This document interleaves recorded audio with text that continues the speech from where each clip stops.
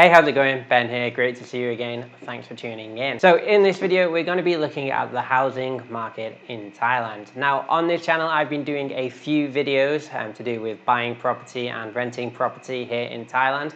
And I realized I don't really have a good grasp of the housing market or the property market at large here in Thailand. Even though I've been living here for quite a few years now, I've been here around 5 years or so.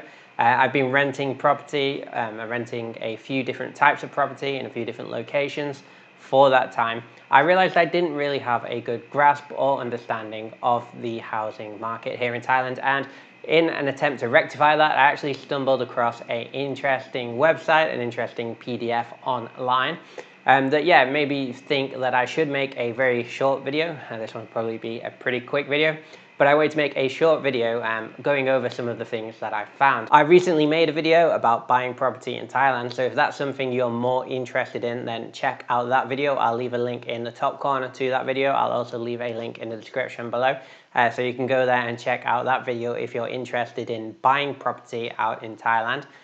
But in this video, we're actually just going to do a little bit of an overview of the market as a whole and have a look at what's going on potentially. So yeah, let's do that. I will leave a link to the original website, the original PDF that I found all this information on, in the description to this video also. So please check it out for yourself. Like I said, I kind of stumbled across this while I was browsing or surfing the internet. And like I said, I was trying to fill in a few gaps in my own knowledge on the housing market at large in Thailand. I found quite a few interesting things. I thought I would share them on this channel. I've got a pretty busy week as well, so I can only put out a quick video this week, so I thought this would be ideal. So we'll go over a few things, and I'm by no means any expert in housing or property. I've never owned any property, I've only ever rented. However, from living in the UK most of my life, I felt like I had a good understanding of the housing market in the UK. I thought I had a good understanding of kind of what the prices were, kind of how fast or how slow the housing prices were rising or potentially falling. You kind of pick up all of that from the news, from friends, from relatives who own property. However, when you're living in a foreign country, you can't necessarily read all of the news. You can only get the news from English-speaking channels, websites or blogs, and you don't really potentially have the same kind of social web. Maybe it's much smaller, or perhaps most of the people who you know are in a similar position to you, so they're largely renting. And it's a very different part of the world, very different country, different continent, obviously. So yeah, I did realize that I kind of was really ignorant to the housing market, and this PDF I found was pretty illuminating. So let's jump over to a quick PowerPoint I've made, and we'll go over some of the things that I wanted to talk about today. So this video is titled probably Housing Market in Thailand. And this following information is all from the PDF I found. Like I said already, I'll leave a link in the description of this video to the PDF, to the website. And it's from a company called DD Property. I believe they are a real estate company operating here in Thailand. So this is what they had to say. In 2021, the real estate market became sluggish due to several factors, including the never-ending COVID-19 pandemic that has significantly impacted many industries, making for a challenging recovery. So yeah, that would make a lot of sense. I'm sure that the pandemic has had a big effect on many different markets, not just the housing market, and especially here in Asia. It seemed a little bit more delayed, the COVID spread in Thailand, so it happened a little bit later than it did in a lot of the Western countries. So that means we're still in the tail end of it, whereas a lot of the sort of Western countries have already exited all restrictions. We haven't quite got there yet in Thailand. Like I said, it was a bit delayed. So the sort of exit and ending to everything will probably be a bit delayed too. So we're still kind of in it. There's quite a few restrictions out and about. So yeah, it's not surprising at all. I'm sure most countries have recently seen a kind of slump in the housing market due to the many effects of the pandemic will have had on this particular market. Once again from the same source, to illustrate, consumers are taking longer deciding on their house buying strategy, which is consistent with the latest DD Properties Thailand Consumer Sentiment Study that indicates 71% of consumers have further delayed their house buying. So that's an interesting point. As you would imagine, people are probably finding it harder financially, potentially from the pandemic, especially in an economy like Thailand that has such a massive travel industry sector, which will have been one of the hardest hit sectors. So yeah, a lot of people probably are being more careful with their time and their money. So yeah, maybe putting off purchasing a new house, probably that'll make sense right now. Looking ahead to 2022, the real estate market is expected to recover. Overall prices are forecast to remain the same. This is especially true for condominiums, which do not show signs of oversupply and continue to attract buyers.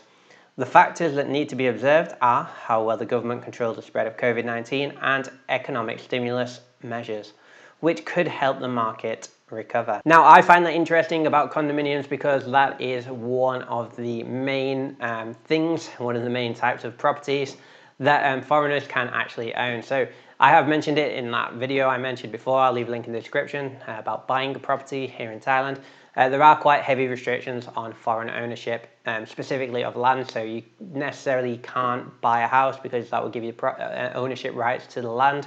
So that is out of the question for most foreigners. Now I say most foreigners, there are a few exceptions. So yeah, if you want to know more about that, check out that video.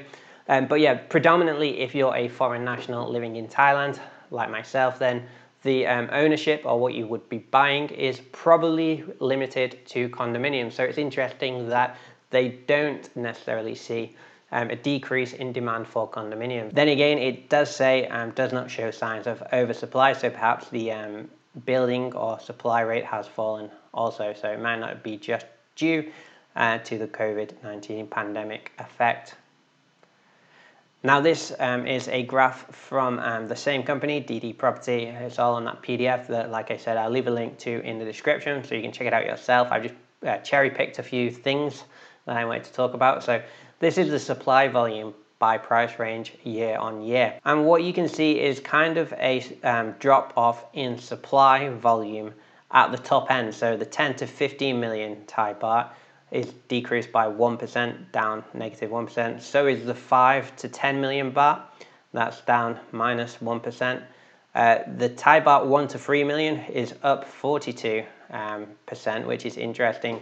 That would be probably include your typical sort of standard middle to working class sort of family home. So that's probably the range. That's probably the range of housing that is necessary. You know, this is excluding the luxury sort of villas and penthouses.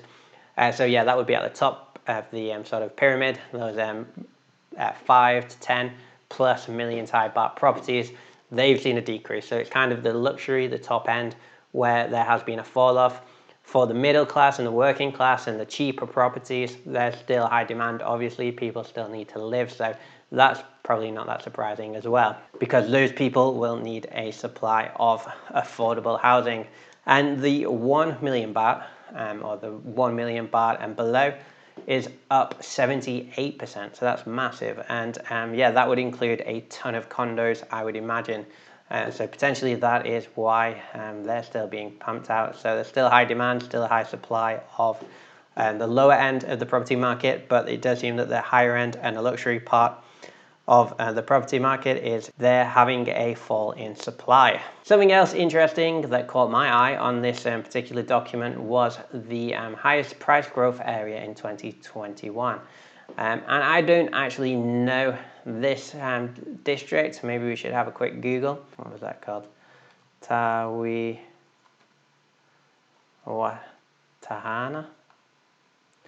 Okay, yeah, so it's a sub-district in Bangkok, which probably isn't that surprising.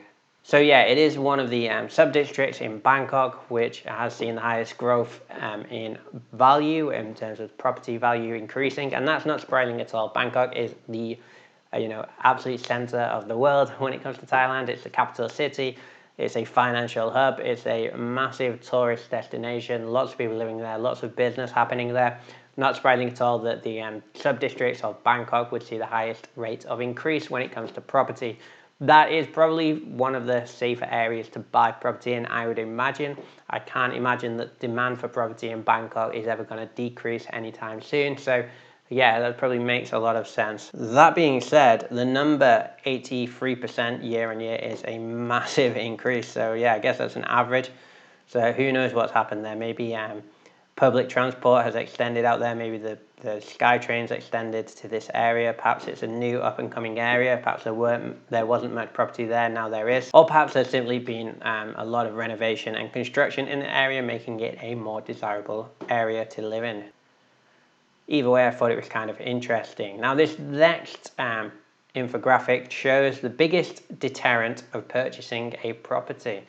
And so 66% of the people asked, I guess people who were surveyed, say that their biggest deterrent of purchasing a property is a loss of income due to COVID-19. That's pretty high, but not surprising. The pandemic's hit the globe pretty hard. A lot of people are hurting financially. So yeah, no surprising there. In fact, I'm actually surprised that that number isn't much bigger, really. I bet a lot of people are really hurting financially from the pandemic. So 66% of people are saying that that is why they're delaying purchasing a property. Now, almost the same percentage of people, 63%, are saying that property prices is the reason why they're not going to be buying any property, or they're delaying purchasing of a property. Once again, that's pretty interesting that it's almost the same amount of people who have loss of income due to COVID, and political instability for 37% of the people interviewed for this particular chart. So those are some of the reasons why people are putting off buying property perhaps, and there has been talk that the housing market is slowing down a little bit, so that does make sense. I mean, COVID makes a lot of sense why people would be not or putting off purchasing, and that could be one of the key factors in why there might be a slight slump in the housing market right now. And that is what this next chart kind of shows.